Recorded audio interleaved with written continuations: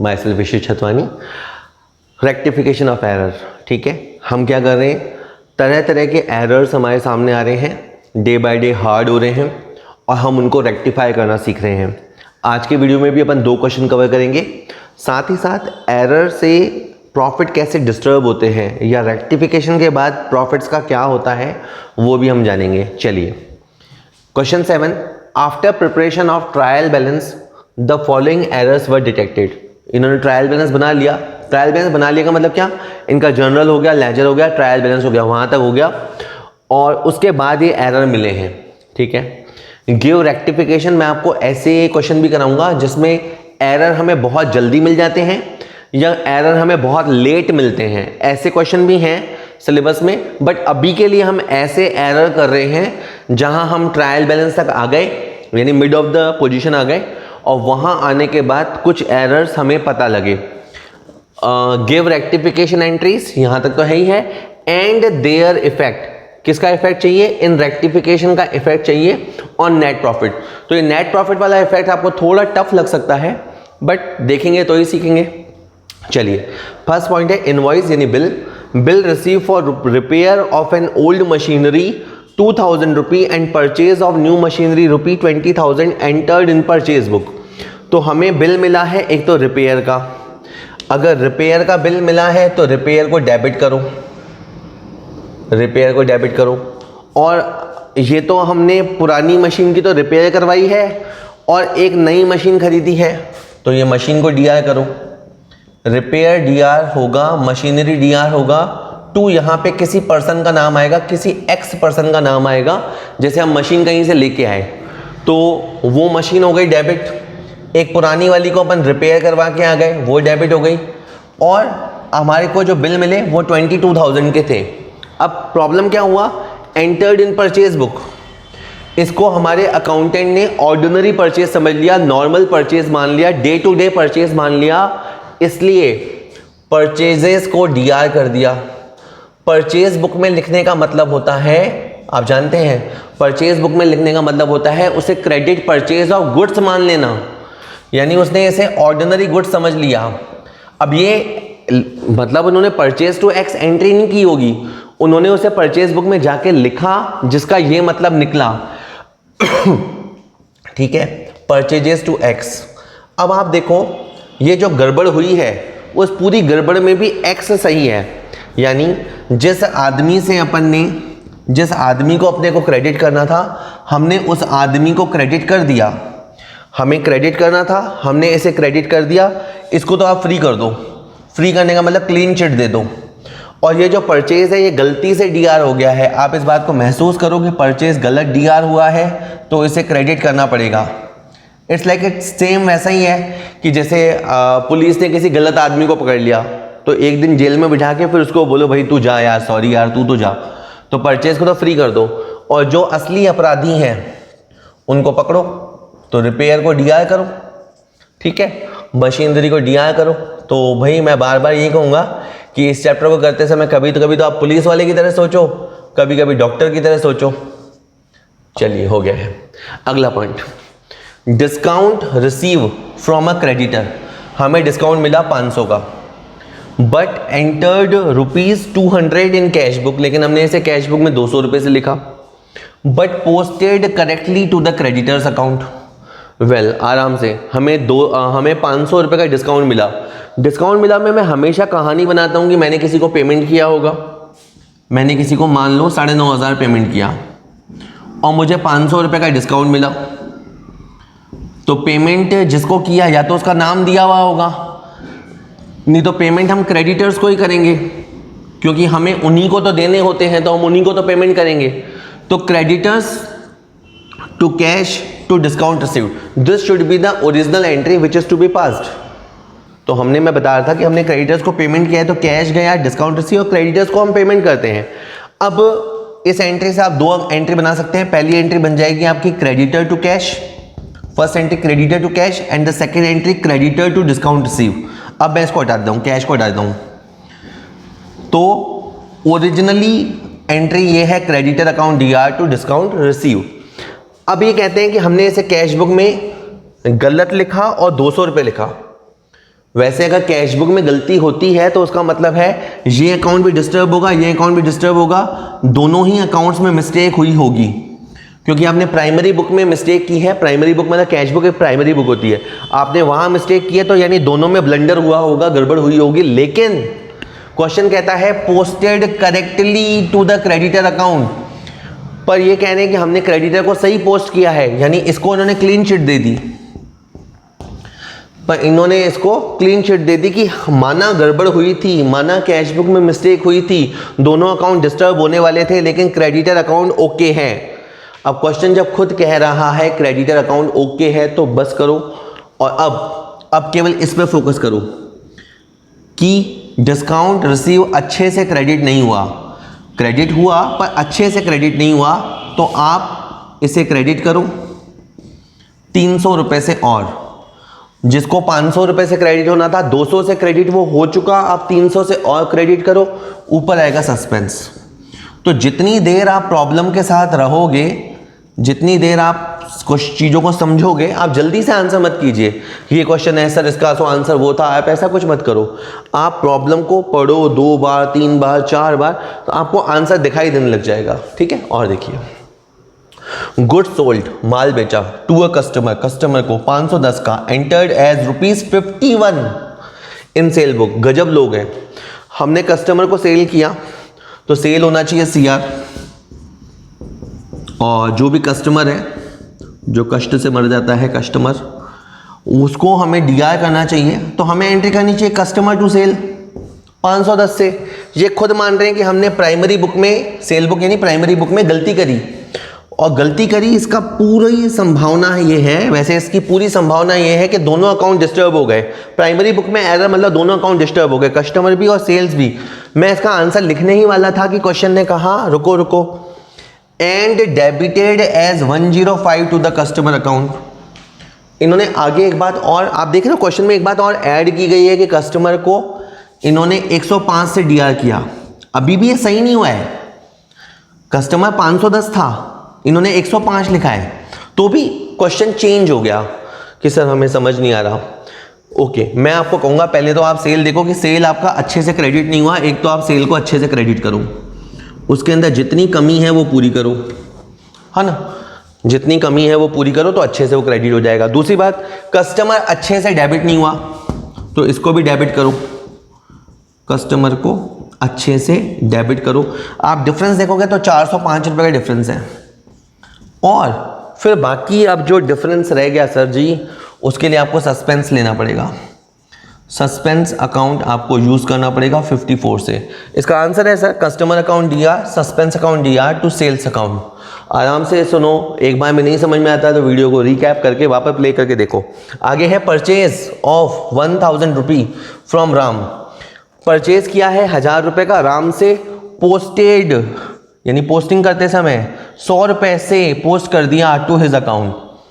अब कुछ बच्चे क्या करते हैं, इसका सीधा आंसर निकालने की कोशिश करेंगे, अरे नहीं नहीं, पहले आप परचेज कर लो आराम से।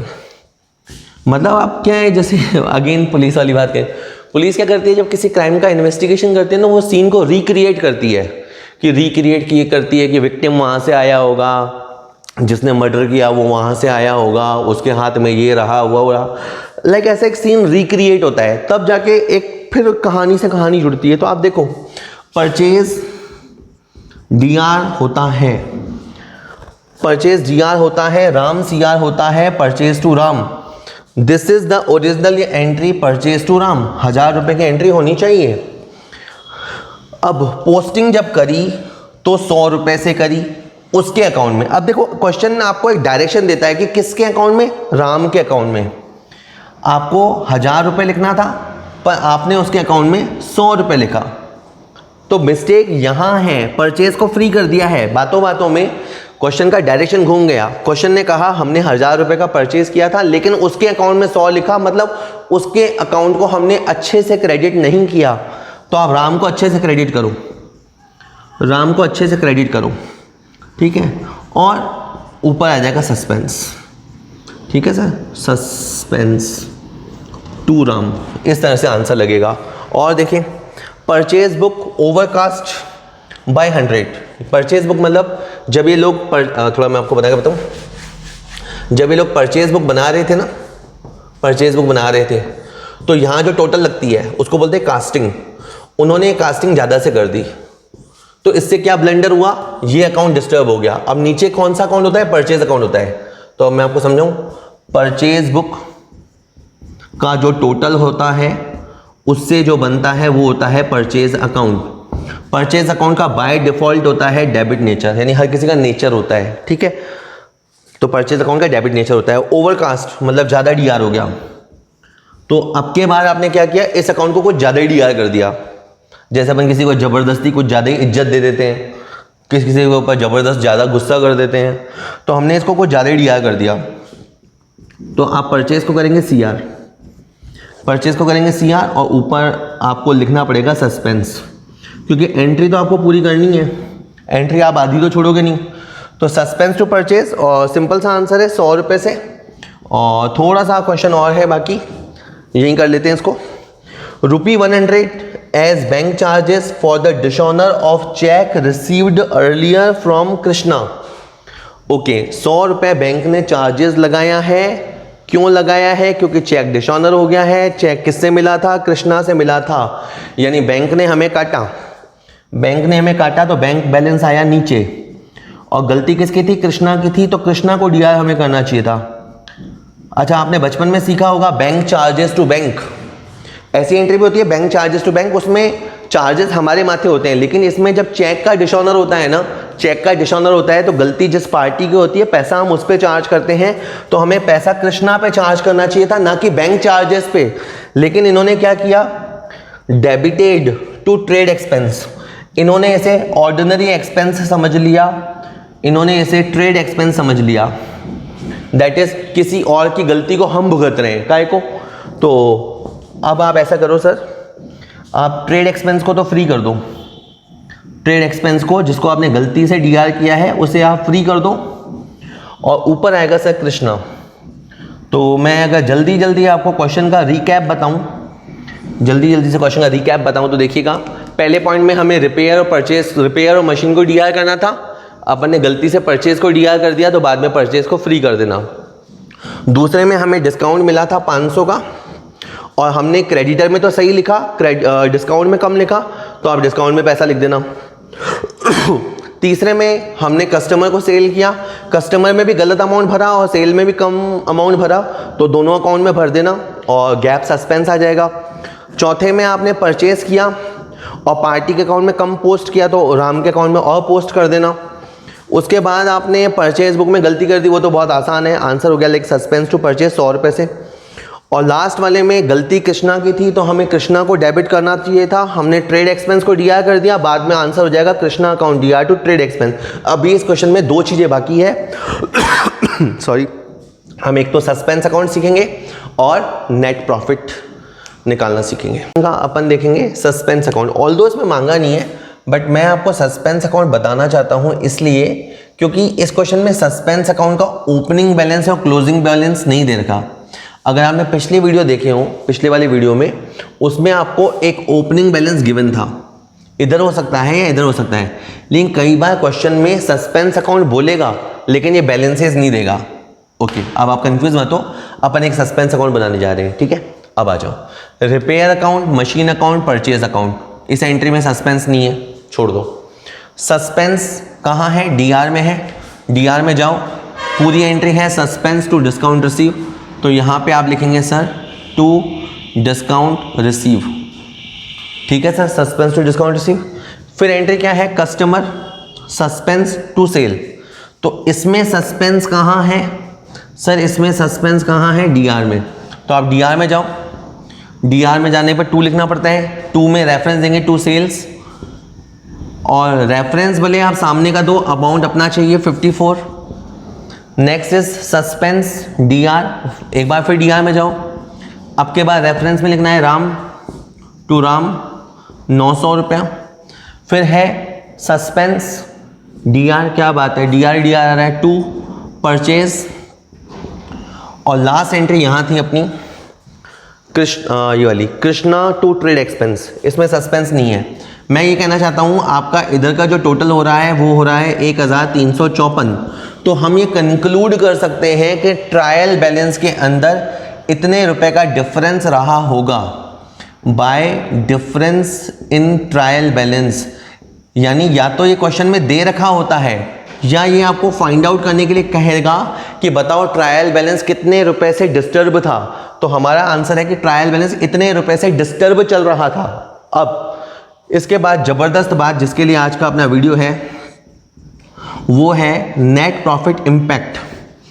एक बात तो पहले आप ये समझ लीजिए कि एरर का इम्पैक्ट अलग होता है और रेक्टिफिकेशन का इम्पैक्ट अलग होता है, और अभी हम और वो दोनों आपस में उल्टे होते हैं। ठीक है, तो अगर मैं यूँ कहूँ कि एरर करने से प्रॉफिट घट गया था, कम हो गया था, तो रेक्टिफिकेशन करने से प्रॉफिट बढ़ जाएंगे। तो मैं अभी आपको ये जो रेक्टिफिकेशन एंट्रीज हैं उसका आपको इम्पैक्ट बता रहा हूँ। ठीक है, मैं यहाँ ब्रैकेट में लिख देता हूँ RE, रेक्टिफिकेशन एंट्रीज का इम्पैक्ट। अब जैसे पहली एंट्री में है रिपेयर, मशीनरी और परचेज। अब ये 3 अकाउंट हैं। अब इसमें से कौन से अकाउंट एक्सपेंस के हैं, कौन से अकाउंट इनकम के हैं, ये आपको आइडेंटिफाई करना पड़ेगा। आप जानते हैं कि मशीन एक्सपेंस है, इनकम नहीं होता। तो रिपेयर ये है एक्सपेंस और ये हुआ है डेबिट। परचेज भी क्या है, एक्सपेंस, लेकिन ये क्या हुआ है, क्रेडिट। अब आराम से देखो, यहाँ 2000 डेबिट है और यहाँ 22 क्रेडिट है। तो अगर आप इसको नेट ऑफ करोगे तो नेट करने पे 20 निकलेगा। 20,000 से एक्सपेंस आपका क्रेडिट हुआ, मतलब एक्सपेंस आपका रिवर्स हो गया। एक्सपेंस आपका रिवर्स हो गया तो ये आपके लिए बहुत खुशी की बात है। तो आपको 20,000 का फ़ायदा होगा। कि सर हमें समझ नहीं आया। लंबी कहानी में तो बहुत लंबा हो जाएगा, फिर भी मैं आपको बता दूं, आपका जो एक्सपेंस है जिसका डेबिट नेचर होता है वो रिवर्स हो गया है। एक्सपेंस जब रिवर्स हो जाता है यानी एक्सपेंसेस में कमी आती है, इस एंट्री के चलते एक्सपेंस में कमी आएगी, उस वजह से आपका प्रॉफिट बढ़ेगा। वैसे ज़्यादा अच्छा आपको तब समझ में आ जाएगा जब आप फाइनल अकाउंट चैप्टर कर लेंगे ना, तब आपको और समझ आ जाएगा। तब मैं एक बार और लिंक कर दूंगा, अभी के लिए सुन लीजिए। इसके बाद है सस्पेंस टू डिस्काउंट रिसीव। आराम से, इसमें डिस्काउंट रिसीव क्या है, इनकम है। कि सर सस्पेंस क्या है, सस्पेंस कुछ नहीं होता। तो डिस्काउंट रिसीव क्या है, इनकम, और इनकम क्या हुई है, क्रेडिट। बस इनकम वैसे भी क्रेडिट होती है और इनकम सुनते ही हमें मजा आता है। तो यहां पे मैंने 300 रुपये लिखा प्लस, 300 रुपये लिखा प्लस। ओके, और सुनिए, customer account, suspense account, sale account. अब कस्टमर अकाउंट तो है बैलेंस शीट के आइटम, सस्पेंस अकाउंट कुछ होता नहीं है, और सेल क्या है, इनकम, और इनकम क्या हुई है, क्रेडिट हुई है। इनकम वैसे भी बाय डिफॉल्ट क्रेडिट होती है, और इनकम यानी सेल का क्रेडिट होना हमारे लिए अच्छी बात है। तो हमें 459 का बेनिफिट होगा। ठीक है, आपको टफ लग रहा होगा, बट एक बार कानों में चला जाएगा तो एक बार कभी ना कभी दिमाग में भी आ ही जाएगा। चलिए, चौथी एंट्री में है सस्पेंस टू राम। सस्पेंस कुछ नहीं होता, राम कस्टमर होता है, कस्टमर कुछ नहीं होता। यानी हम किसको ढूंढ रहे हैं, एक्सपेंस और इनकम को। उसके बाद क्या है, सस्पेंस टू परचेज। कितना रुपया है, 100 रुपया। सस्पेंस कुछ नहीं होता, परचेज क्या होता है, एक्सपेंस। अब यहां बच्चा गलती क्या करता है, सर परचेज एक्सपेंस है तो हमारे को नुकसान होगा, लेकिन आप देखो एक्सपेंस रिवर्स हो रहा है, एक्सपेंस रिवर्स हो रहा है, तो यहां पे भी आपको फायदा हुआ है।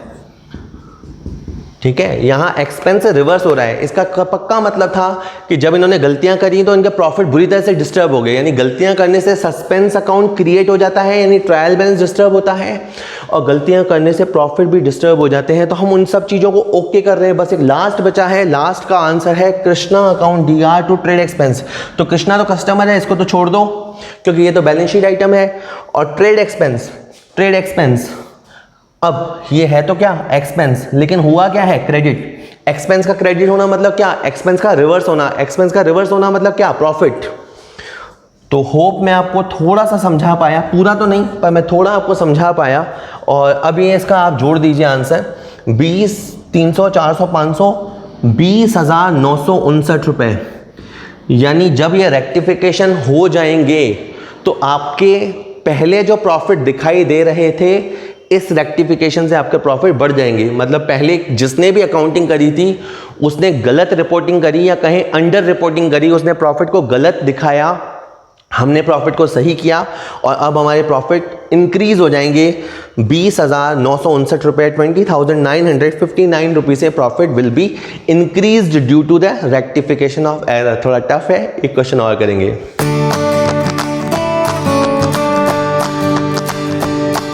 एक क्वेश्चन अपन और देखेंगे। Question number 8, after making a trial balance following errors were found. ठीक है, हमेशा की तरह इन्होंने ट्रायल बैलेंस बनाया, उसके बाद इनको कोई मिस्टेक्स मिली। Give entries for their rectification. ठीक है, ये तो हमारा टॉपिक है ही है। Prepare suspense account and show their effect on profit. तो बिल्कुल एक कंप्लीट क्वेश्चन है, एक आइडियली क्वेश्चन जो होता है। खैर, पहला पॉइंट है, the amount of ₹750 received from Ramesh but entered on the debit side of Ramesh as ₹570। यहां पे है 750, यहां है 570। बच्चा सोचेगा 180 का मिस्टेक है, नहीं, अमाउंट है 750 जो हमें मिला था। ठीक है, हमें जल्दी से कंक्लूजन पे जंप नहीं करना। हमें कैश मिला था तो हमें कैश को डीआर करना चाहिए। कैश हमें रमेश से मिला था, रमेश क्रेडिट होगा। ठीक है, तो बिल्कुल एंट्री को समझते हुए हम लिख रहे हैं, cash account DR to Ramesh account, this should be the entry. ये एंट्री आपको सजेस्ट करती है कि कैश के डीआर में जाओ, यानी कैश बुक के डीआर में जाओ और रमेश अकाउंट को सीआर में पोस्ट करो। लेकिन इन्होंने कहा है, हमने एंटर कर दिया डेबिट साइड पे, हमने रमेश को डेबिट कर दिया, तो जो बंदा क्रेडिट डिजर्व करता था हमने उसके साथ गलत किया, हमने उसको डीआर कर दिया कि सर अब क्या करें, नाउ व्हाट टू डू। तो रमेश को आपने गलत डीआर किया है, इस बात को आप 2-3 बार मन में बोलिए कि हमने रमेश को गलत डीआर किया है, तो रमेश सीआर हो जाएगा, रमेश सीआर हो जाएगा। और रमेश को क्रेडिट करो जितनी क्रेडिट वो डिजर्व करता था, तो आपको रमेश को 2 बार क्रेडिट करने की जरूरत नहीं है। आप अमाउंट जोड़ दीजिए, अमाउंट आपका जोड़ने पे हो जाएगा 1320 और ऊपर आ जाएगा आपका सस्पेंस। और बहुत सही बताऊं मैं आपको कि ये वो पेशेंट है, वो मरीज है जो पूरी बात खुल के नहीं कहता। इसमें एक लाइन हिडन होती है, जिस दिन आप वो समझने लग गए ना, आपको सब आ जाएगा। जैसे इसमें लिखा है हमें 750 रिसीव हुआ रमेश से, इसमें ये भी लिखा हुआ होना चाहिए था receive from Ramesh which is correctly entered in cash book, which is correctly entered in cash book but entered on the debit side of Ramesh. तब जाके क्वेश्चन क्लियर होता है कि कैश बुक में तो वो सही है, लेकिन ये बात ये लोग खा जाते हैं। ये चाहते हैं कि डॉक्टर समझे, है ना, डॉक्टर समझे। पेशेंट सारी बातें नहीं बोलता, बेचारा बीमार पड़ा है, सारी बातें नहीं बोल रहा, जितना बोले उससे समझ जाओ उसको क्या हो रहा है। ठीक है, चलो आगे। Goods purchased for ₹2000 from Mukesh. हमने 2000 का सामान मुकेश से खरीदा, wrongly entered in cell book. अब के बाद तो अपन ने बहुत भयंकर ब्लंडर कर दिया। हमने परचेज किया था, अगर परचेज किया था तो हमें परचेज बुक लेनी चाहिए, परचेज करने पे हमें परचेज बुक लेनी चाहिए, और जिसका मीनिंग ये निकलता purchase account DR to Mukesh, purchase to Mukesh. ये एंट्री होनी चाहिए 2000 से, लेकिन हमने इसे सेल बुक में एंटर कर दिया, हमने इसे सेल्स बुक में एंटर कर दिया। दैट इज गलत रजिस्टर हमारे हाथ में आ गया। परचेज की जगह हमने सेल वाला रजिस्टर उठा दिया, जिसमें इसका मतलब ये निकल गया कि हमने सेल किया। कोई सेल रियल में हुआ नहीं है, लेकिन हमने सेल चढ़ा दी, हमने सेल चढ़ा दी। और आप मान के चलिए, आपको लगेगा सर ऐसे थोड़ा ना होता है। सर बिजनेस में होता है। सेठ कहीं बैठा होता है, नौकर को तनख्वाह मिलती है 10,000, 15,000, 20,000। नौकर लापरवाह होते हैं, अकाउंटेंट भी लापरवाह होते हैं, कुछ का कुछ कर देते हैं। खैर, अब ये गलती हमारे को पकड़ में आ गई है। हम ये देख रहे हैं कि सेल बेवजह सीआर हुआ है, तो सेल को डीआर करो। परचेज डीआर होना चाहिए, तो परचेज को डीआर करो। और मुकेश गलत डीआर हुआ है, तो मुकेश को सीआर करो। और मुकेश क्रेडिट डिजर्व करता है, इसलिए भी सीआर करो। यानी मुकेश को 2 रीजन है क्रेडिट करने के। एक तो वो जो क्रेडिट डिजर्व करता है वो क्रेडिट करो, और एक जो गलत डेबिट हुआ है वो करो। तो ये एंट्री आ गई है। ठीक है, चलिए आगे। कौन कहता है मनी विड्रॉन, पैसा निकाला ऑन अकाउंट, ऑन अकाउंट मतलब reason of personal use for travelling. मतलब ओनर पर्सनल काम से गया तो उसने ट्रैवल करने के लिए 500 रुपये बिजनेस से निकाले, but entered in the travelling expense. तो ये बहुत ही कॉमन एरर है और कई बार इसमें अकाउंटेंट की मैं गलती भी नहीं मानता। भाई 500 रुपये बिजनेस में से गया और किसने उठाया? ओनर ने। ओनर कहाँ जा रहा था? बाहर गांव जा रहा था, दूसरे गांव या दूसरे शहर जा रहा था। लेकिन रीज़न क्या था जाने का? पर्सनल रीज़न से जा रहा था।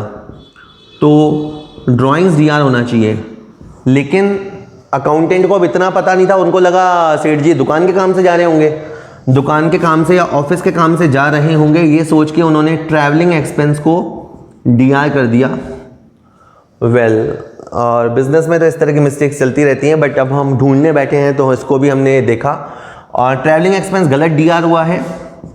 गलत डीआर हुआ है तो हम इसे सीआर करेंगे, ट्रैवलिंग एक्सपेंस को हम सीआर करेंगे और जो डीआर होना चाहिए उसे डीआर करेंगे। तो जो डेबिट डिजर्व करता है उसे डेबिट करेंगे, जो गलत डेबिट हुआ है उसे हम क्रेडिट करेंगे। आगे और सुनते हैं। Received ₹800 from Ram relating to loan which were previously return of as bad debts. तो हमें 800 मिला, राम से मिला, और ये वो पैसा है जो हमने कभी उसे उधार दिया था और जो पहले हम डूब गया था, मतलब हमारी तरफ से तो पैसा डूब गया था, हमने तो राम का अकाउंट भी क्लोज कर दिया, उसे बैड डेट्स मान लिया, लेकिन वो पैसा हमें मिल गया। This amount was credited to his personal account. Well, ये भी बहुत कॉमन एरर है जो बिजनेस हाउसेस में होती है। हमें कैश मिला है तो कैश को डीआर करना है, और ये कैश पहले वो वाला कैश है जो पहले डूब चुका था, तो इस पैसे को हमें बैड डेट्स रिकवर्ड अकाउंट में सीआर करना चाहिए। This amount should be credited in bad debts recovered account. But अब इन्होंने क्या किया सर? इन्होंने क्या किया? इन्होंने उसके पर्सनल अकाउंट को सीआर कर दिया। इन्होंने मतलब राम को सीआर कर दिया। जैसे वो राम आया पैसे लेके, तो हमने उससे कैश लिया, हमने पूछा भाई साहब का नाम बता जाओ, जमा कर दें आपके पैसे, तो हमने राम के पैसे जमा कर दिए। ये तो ओनर को पता है या कोई पुराना अकाउंटेंट होगा तो उसको पता है कि ये तो हमारा ही पैसा है। तो खैर, मॉरल ऑफ द स्टोरी ये है कि राम हमने गलत से सीआर कर दिया, गलत क्रेडिट कर दिया। तो राम को आप डीआर कीजिए, राम को डीआर कीजिए, और जो अकाउंट क्रेडिट होना चाहिए उसे कीजिए, जिसे क्रेडिट मिलनी चाहिए उसे कीजिए, और जो गलत क्रेडिट हो जाता है उसे आप डीआर कीजिए, है ना। और इलाज कीजिए तो कॉन्फिडेंस के साथ कीजिए। आप डॉक्टर हैं, आप स्टडी कीजिए, पढ़ाई कीजिए, और फिर उसके बाद मरीज का इलाज अच्छे से कीजिए। तो वही रेक्टिफिकेशन भी ऐसा ही है कि आप इतना पढ़ाई कर लीजिए कि आप आराम से किसी भी गलती को रेक्टिफाई कर पाएँ। एक और पॉइंट है इसमें, 2 पॉइंट एक्चुअली।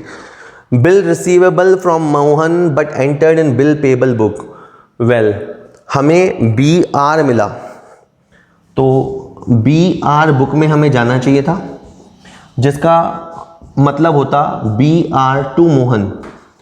हमें जो भी BR मिलते हैं वो हम BR बुक में एंटर करते हैं, लेकिन अगेन हमने गलत रजिस्टर उठा लिया। हमने वो रजिस्टर उठा दिया जिसमें हम BP बुक्स रिकॉर्ड करते हैं, ठीक है। तो हमने BP बुक में रिकॉर्ड कर दिया। BP बुक का मतलब होता है कि मानो हमने बिल दिया हो, ठीक है। रियलिटी ये है कि हमें बिल मिला और हमने अकाउंटिंग ऐसे कर दी मानो हमने बिल दिया।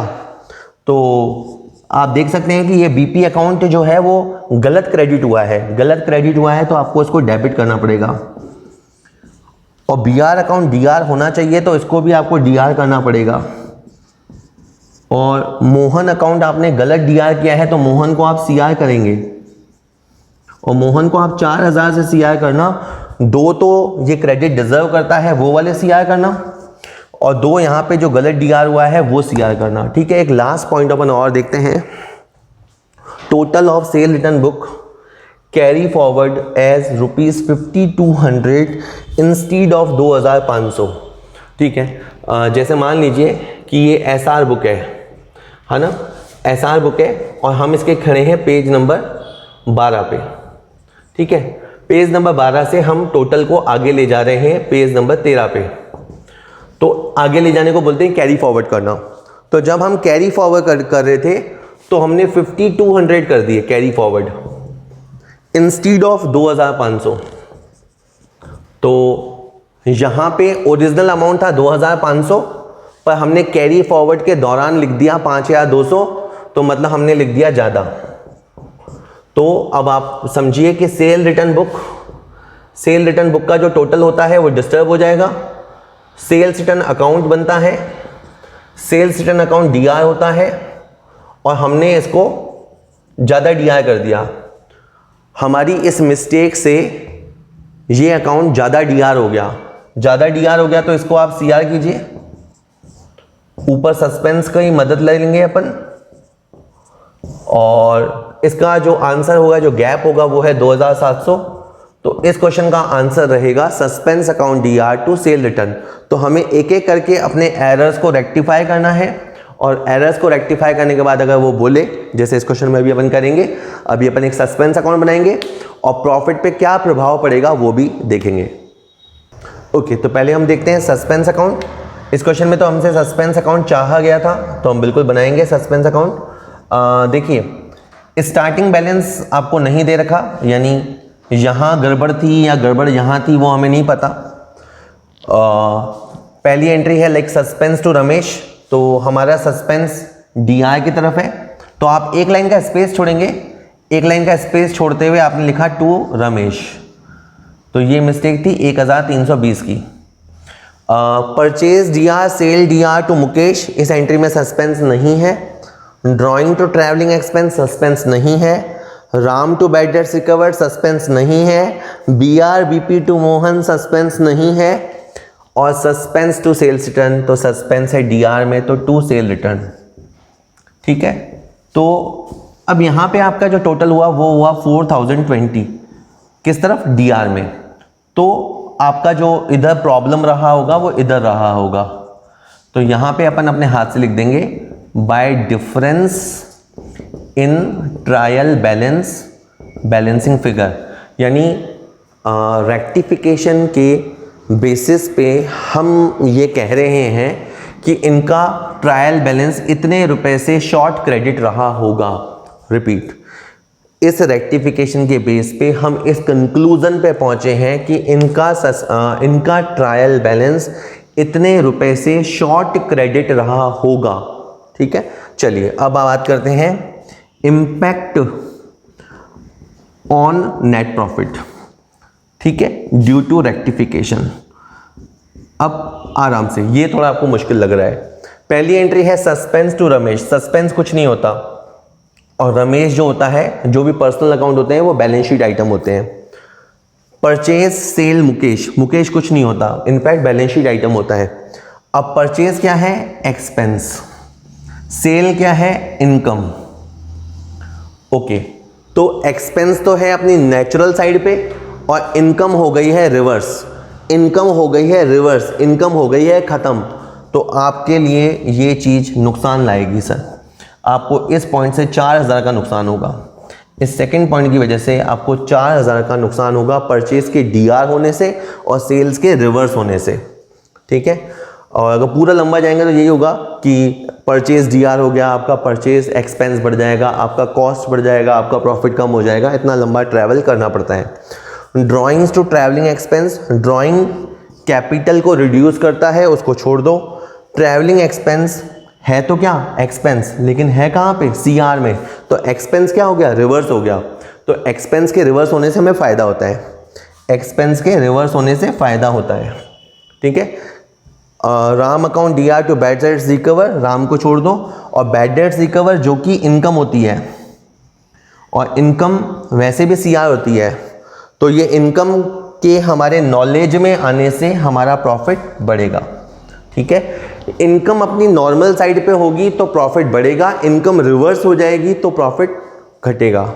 B R B P Mohan, इसमें ये सब बैलेंस शीट आइटम्स है, B R B P Mohan balance sheet items है। लास्ट एंट्री है suspense to sale return, sales return ये अब ये थोड़ा समझाना मुश्किल रहेगा, लेकिन आप ये देखिए कि ये सी आर है ना, तो आपका प्रॉफिट बढ़ेगा, ये सी आर है तो आपका प्रॉफिट बढ़ेगा। और वैसे अगर लंबे रास्ते से समझाऊँ तो सेल्स रिटर्न आपकी सेल्स को माइनस करता है, सेल रिटर्न आपकी सेल्स को माइनस करता है। ठीक है, तो इससे तो ये चीज़ से तो लॉस हुआ। ठीक है, लेकिन अभी सेल्स रिटर्न खुद उल्टा हो रखा है, आप देखो ध्यान से, सेल रिटर्न खुद उल्टा हो रखा है। तो अगर आप पूरा समझेंगे तो ये होगा कि सेल्स रिटर्न रिवर्स हो गया तो आपका सेल बढ़ जाएगा, और सेल बढ़ जाएगा तो आपका प्रॉफिट बढ़ जाएगा।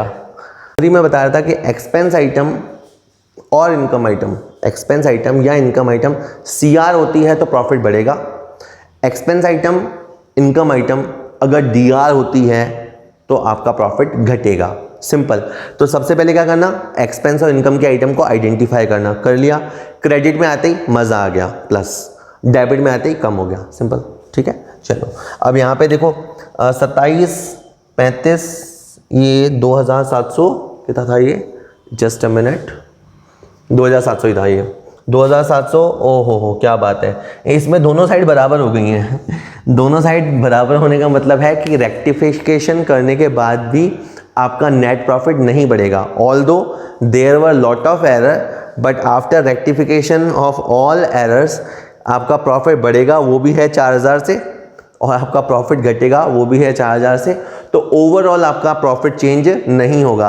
यानी प्रीवियसली किसी ने गलतियां करी थी, खूब भर भर के उसने 6 गलतियां करी थी, उसके बावजूद जो उसने प्रॉफिट निकाला और हमने जो प्रॉफिट निकाला वो सेम ही आएगा। ठीक है, हो सकता है कि जो आपको काम पे रखे वो बोले क्या फ़ायदा हुआ आपको काम पे रखने से, इतना पैसा हमने आपको दिया और आपने कुछ किया तो है ही नहीं। चलिए।